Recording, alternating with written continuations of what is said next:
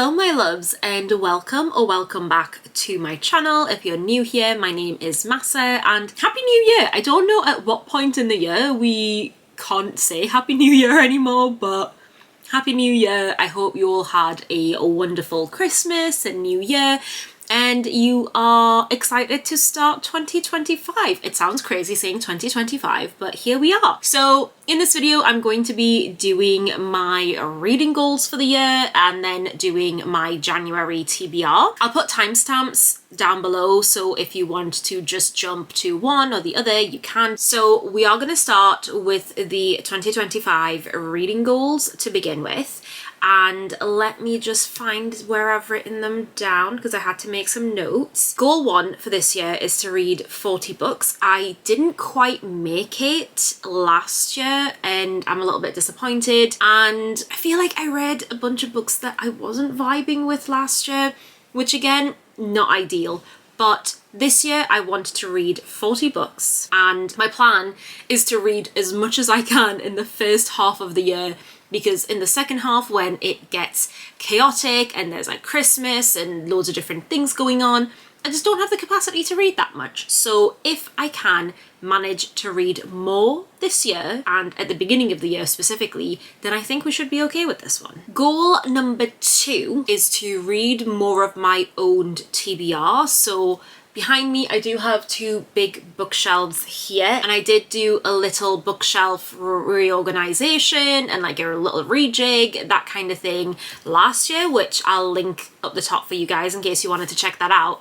But I managed to fit all my books into the bookshelves by doing that rejig, and I am now out of space again, which is just like, how did this even happen? How did I get here?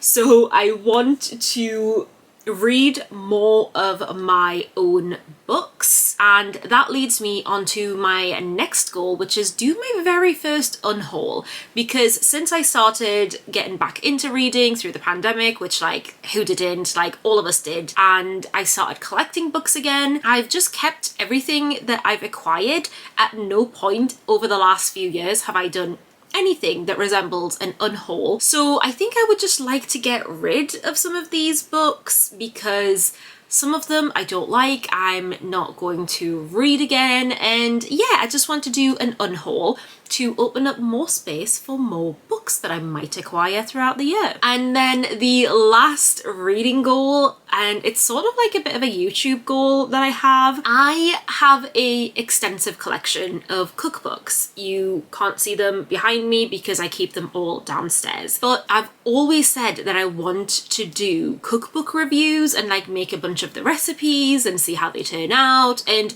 I just really like cookbooks and trying new foods, so I think I want to do at least 2 cookbook reviews this year and like make a bunch of the recipes from them and like show you guys how it turns out. And yeah, I think that would be like super fun. So let me know if that's something that you would be interested in, and more specifically, if you would be interested in it, what cookbooks do you want me to start with? Because there's so many out there and I know people have like different favorites and things, but yeah, let me know what you want me to start with and I will have some ideas myself and we'll see what we can do. Now that the goals are out of the way, I am so excited to share with you my January TBR. I say TBR in very loose terms, and that's because I'm very much a mood reader and I'll very much just pick up whatever I fancy. But having said that, I do still like to do TBRs because these are the books that I would like to get to this month. Some of them will happen, some of them won't happen, but we're just gonna make the TBR and hope that I can get to these books and that my brain doesn't just decide it wants to read something completely different. The first book I'm going to start with is the one that I don't currently physically own. This is going to come as no surprise to anyone. It's going to be on most people's TBRs for January, and that is Onyx Storm by Rebecca Yarros. And this is the 3rd book in the Empyrean series, and we've all been patiently waiting and I am ready for it to destroy my soul. In fact, no I'm not. Like if any of my babies are harmed, I'm gonna riot. But in case you aren't aware, this is the third book in the Empyrean series, the first book being Fourth Wing, the second book being Iron Flame. So Fourth Wing is about a girl called Violet, and she has been studying her whole life to go into the scribe quadrant, and her mum decides, no, you're not going to do that. You're in fact going to try and become a dragon rider in the Riders Quadrant. And Riders Quadrant is super brutal. It is set at Basgayath War College, and it's just a very harsh, brutal place where most people just die in the lessons from how harsh and severe it is.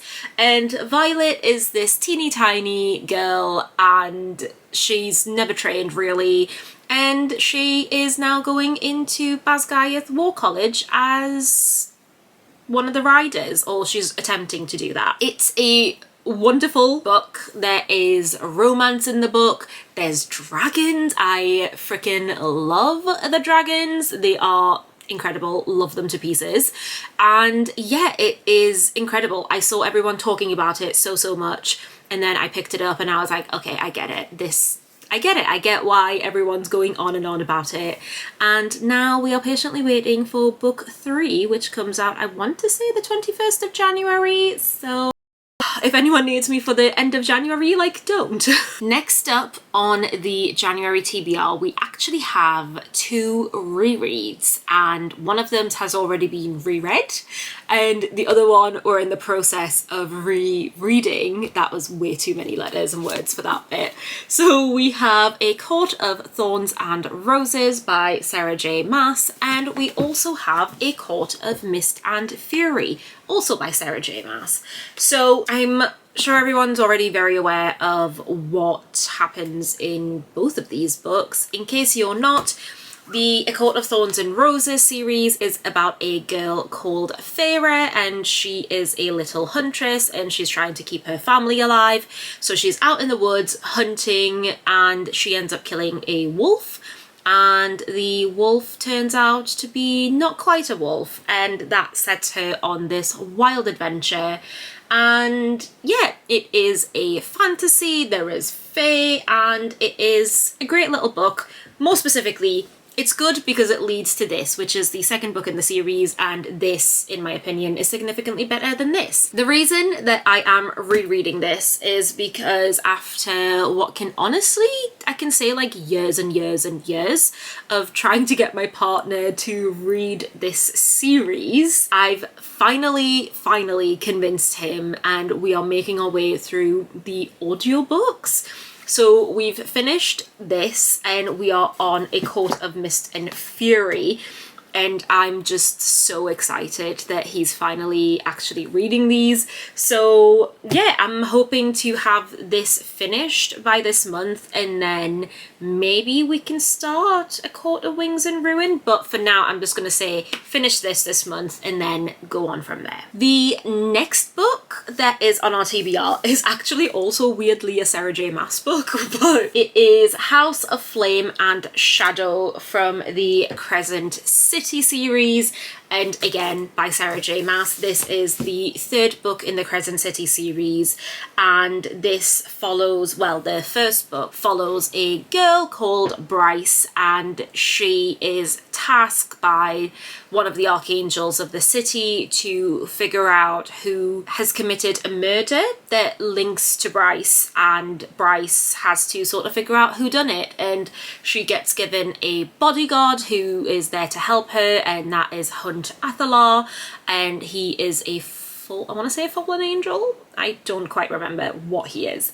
So it's a pretty good series. I haven't read this one and I've seen a lot of hate for it, so I'm very nervous to try and get into this one, just because of how much hate there is for this series. Yeah, like some of the people whose videos I watch, they put this on the worst book of 2024. Yeah, so I'm just very nervous about this. This is the final book, and the second book was very good. I really enjoyed the second book, and the ending of it specifically, I was just like, did not see coming. So I'm intrigued to see where this is going to go, but also I'm very intrigued to see why exactly it has so much hate surrounding it. Yeah, I'm just curious. So this is our third Sarah J Maas for the month. It's going to be a very Sarah J Maas heavy month. The next book on the TBR is one that is basically me trying to do one of my goals for the year, and that is to read the books that I already own. This book has been on my bookshelves behind me quite literally since I started collecting books, and I've had it for a really long time, and at no point has it occurred to me to like actually read it, and I didn't even know what it was about. I'd just seen it a couple of times on BookTube and Bookstagram, so I picked it up, and it wasn't until I actually picked it up to have a look at what it was that I realised it's about witches. So this is Serpent and Dove by Shelby Mahary. I literally just looked up her pronunciation and I've completely forgotten it. But this is about a witch called Lou who left her coven years ago, and she now lives in this city, and she has forsaken all magic and basically is just living on what she can like steal. And the city that she is in is anti-witch. They hunt down witches and they burn witches at the stake, so what she's doing is relatively dangerous. It also follows another character who is a chasseur, and he is sworn to the church, and he basically has the job of hunting down witches and burning the witches. And lo and behold, I do believe this ends in some sort of a romance. On the back it says, bound as one to love, honour or burn, a witch and a witch hunter thrust into holy matrimony. Oh, I didn't know that part. There was only one way such a story could end, a stake and a match. Like, I'm sold. We're doing enemies to lovers, we're doing witches, witch hunter. I think it's going to be good. I have already started this and I'm not sure how I feel about it. It's like a French almost city because there's like a lot of French. So maybe that's why there's a bit of a disconnect in my brain. But yeah, I'm excited to see where this is going to go. This is a duology and I already have the second book. So hopefully I'll like it and I'll read the second book. And if I decide that I don't like it, and I'm not going to read the second book ever, and I don't care, then I can get rid of both of them. So we're doing a win-win either way. And like I said, we're going to try and read as much as we possibly can in the beginning of the year so that I can be ahead of schedule and basically actually meet my Goodreads goal. And because of that, we're going to throw in two very easy books. And that is Heartstopper Volume... Oh, that's 5. Heartstopper Volume 4 and Heartstopper Volume 5. And if you are not familiar with Heartstopper, where have you been? It is about a boy called Nick, and he has been bullied throughout school, and he meets another boy called Charlie, and it's about their friendship and how that blooms and a bunch of other characters, and I absolutely love it. It is very wholesome, it's very wonderful. There is also the Netflix show of Heartstopper, and in case I hadn't mentioned, the reason these are easy is because they're graphic novels, so reading them is super quick. I honestly should have finished the series like a good while ago, but Heartstopper Volume 3, I did not expect a particular storyline that was in it, and it was really quite triggering for me, so that's why I took a little step back. So I think if you're gonna go into it, check trigger warnings for some of the volumes, and yeah, it's still super wholesome. I am still gonna read it. I just at least know the trigger warnings now. I just didn't when I read it and I was on holiday and I was like, oh damn, like, should not have read this on holiday.